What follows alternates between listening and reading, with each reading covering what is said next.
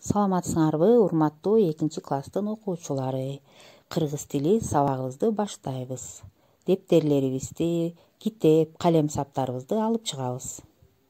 Бүгүнкү биздин өтө турчу темабыз биздин майрамдар. Өзүңөр билгендей, Кыргыз Республикасында даталуу күндөр, майрамдар көп. Бул майрамдар календарда кызыл менен белгиленип, ошол күндөрү эс алуу күнү болуп жүрөт.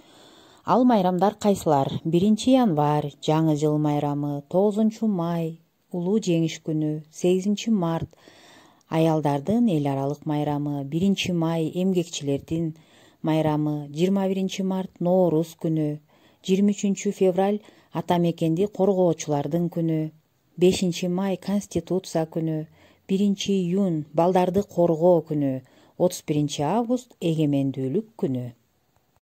Эми балдар кыргыз тилинин грамматикасына кайрыла турган болсок, мына бул доскада көрүнүп турат, 15 анан 2 деген сандан кийин сызыкча белгиси турат.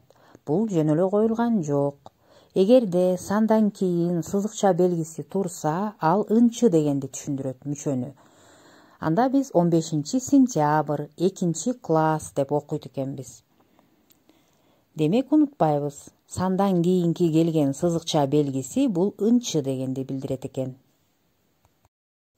Эгерде сан эмес сөз түрүндө тамгалар менен жаза турган болсок, анда 1-чи, 2-чи, 3-чү, 4-чү деп жазып кете беребиз.